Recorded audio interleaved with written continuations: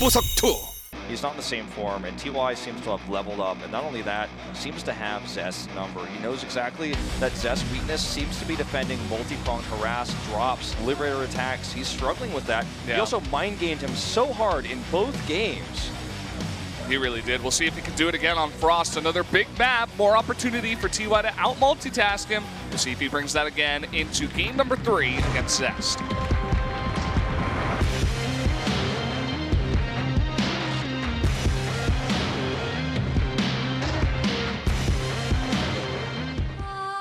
프로스트로 떠납니다.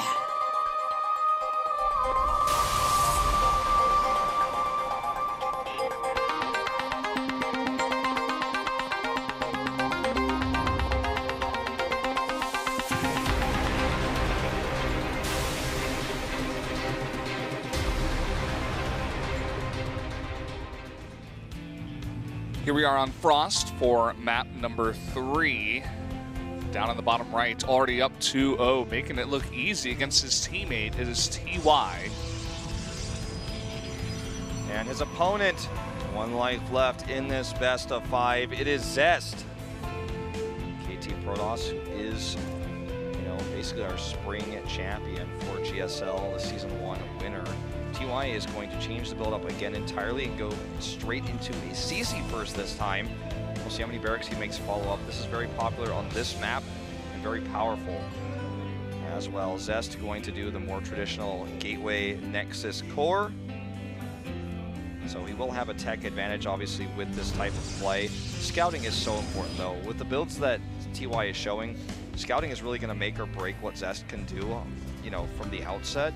And even scouting in the previous set changed the game because he scouted a factory and then TY just made a safe Cyclone and the 3rd CC. So scouting even worked against Zest in that case because TY was so tricky, We're seeing TY do these tricky builds, we're seeing Pet do tricky builds. All of these players are coming so prepared in these KeSPA Cup best of 5s, and it makes me happy, man. These players are practicing really hard. It's great, and something that's not so great for Zest is that he scouts the wrong location up to the top left. And it's going to take him a long time to get any kind of scouting information. This looks like the same build as game 1. He's building up so many minerals. Yeah, he's going to get the double orbital, but then he's going to have more minerals to go for a 3rd CC before gas. And this is something like I haven't seen, and TY is just bringing in all the crazy builds. Remember that he played mech exclusively against Zerg and said that it was actually OP. So, really just changing up the way things are working here and really just being innovative in a time where, some people aren't being so innovative. Sure, we'll have to agree with that sentiment completely. There's the 3rd CC. And totally hidden in the opposite corner of his main as where his opponent is. Zest is going for a fast robo again, and I think he'd be wise to go for Prism first. I know Observer Tech is how he's going to see this is coming. But if he goes Prism first, he can basically scout this by attacking, and I think he has more of an opportunity to really play against this greed that we're seeing from TY if he does that. He's going to try to pile on here. This is not, never in a million years going to happen, even with an Adept here. Maybe if he had his Adept and the Mothership Core together, but he's actually harassing the mineral line with this Mothership Core. I think he was hoping he could get into the main base and scout with this. He kills a Mule. I mean, this is still effective. The pylon was just never going to happen, though. Saves the Mothership Core, and the Adept actually should get away, too. No, just barely not. Doesn't even kill that Marine. Poor Adept. Oh, he's going Dark Shrine.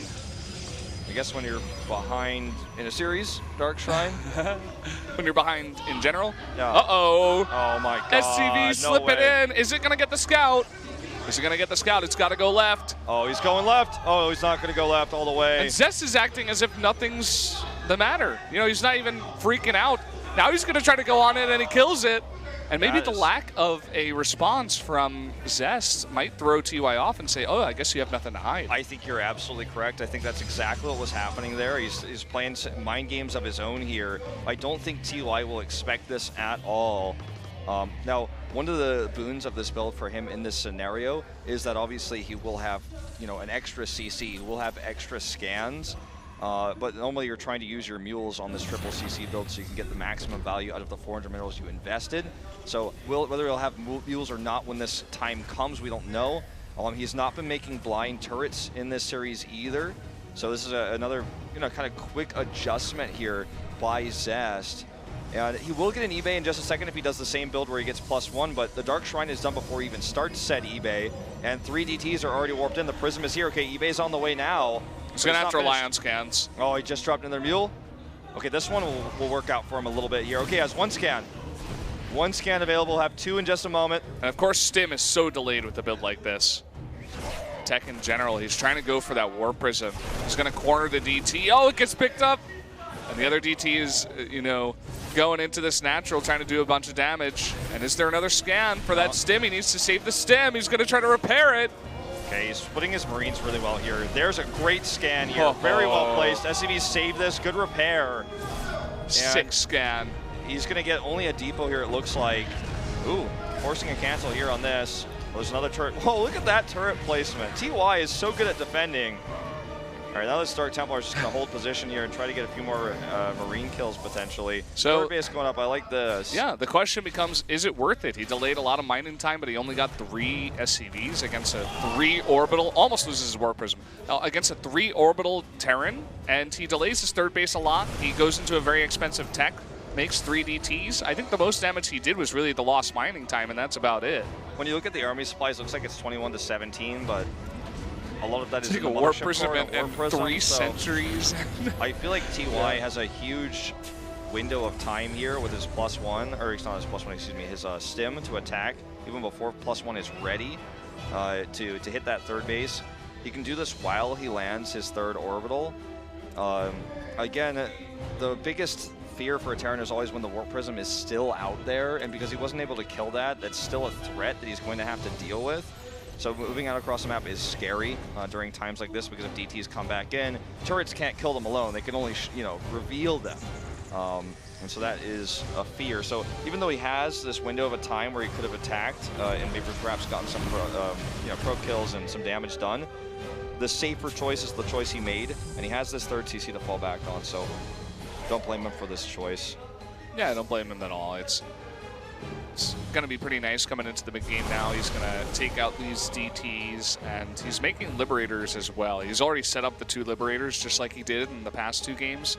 And, flies into that Observer. Not sure if he purposely tried to move that out fast, but, he's really just going to have this crazy kind of setup where he attacks 1 location and 2 Liberators fly into 2 other bases. And Zest so far has just not been having too easy of a time so far with that kind of play. TY scouts this base, is up. Oh, he's going to actually come back with Liberators to fight here. Going to set these up to defend this. This is a very strong push. He has Blink. He's got a lot of Adepts here, 11 of them and 2 Immortals. Zest wants to just kill him here before he has a large enough army. +1 and Combat Shield's not ready yet, but nearly ready. Almost done. I was thinking maybe he was going to go for that and then blink underneath the Liberators, but I think he saw the 2 Widow Mines also burrowing. And we got a big drop actually going for a counterattack, but at the same time, all the Adepts coming over, but he does not commit. He's going to go back and try to defend, it looks like. This is actually a risky choice by TY, but it's definitely going to pay off for him in this case. There are several pylons here for overcharges, but the Mothership Core is nowhere to be seen. This wall is tight. The Adepts can't shade in. The Liberators are getting value. Shades regardless. A big Stim comes down. Combat Shields and +1 are ready. Glaze finishes right now, and he's going to commit to the fight. And look at this, at the same time, Zest might lose his 3rd base, but he's in the natural of TY. Doing a nice bit of damage, but TY attempting to hold on at all costs here. All right, remember, DTs can be used for the defense here. He's using a lot of scans right now already. This is part of the reason why Dark Shrine builds are so popular in Korea right now. He's gonna go home here, and a big Widowmine hits go off, killing several more Adepts. Where's the 3rd CC? Did he lose it? I suppose he did, because I'm not seeing it anywhere on the map. Yeah, it doesn't look like I don't see it either. Look at this coming from 2 sides, though. Such a sick flank here by TY. This actually may, if he kills this entire Protoss army, win him the fight. There's not enough anti-air. It's the Immortal. He stims in, and that's a lot of medevacs here. These Adepts are all alone. He doesn't have enough anti-air to kill Liberators. They're all in that Prism. He needs to keep those Stalkers alive if he wants to have any chance of winning this fight. Remakes this base over here to the left of his main. He has a worker lead. He does still have that 3rd base, by the way. Okay. It must have just been like on top of the main. I was like, where did that go? He moved it back like really far. That's good that he saves that, okay? This is a huge opportunity for him to rebuild his economy while Zest, had to remake his own Nexus.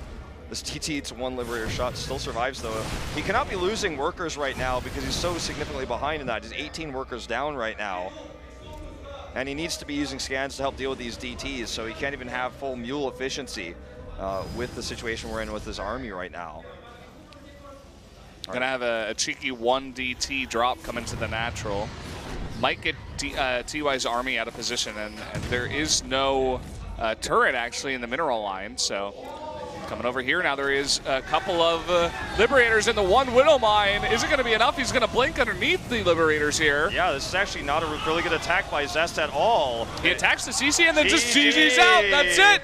TY takes the 3-0. 3-0 victory.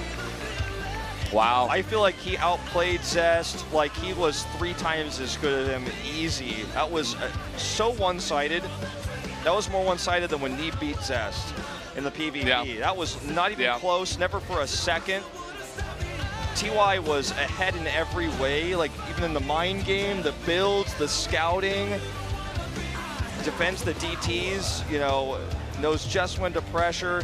Zest made a lot of critical mistakes. His multitasking on defending drops was weak, and also attacked poorly there in the end into that Liberator. And TY just counters, kills the units, and there you have it. So TY advances super duper easy. And yeah, that was a really quick series. The other 2 best of 5s we had went all the way to game 5. TY's like, no, none of that business. I want to get out of here fast, do my interview, and go home because Zest is nowhere near as good as me now. I'm getting my revenge, and that he did tonight.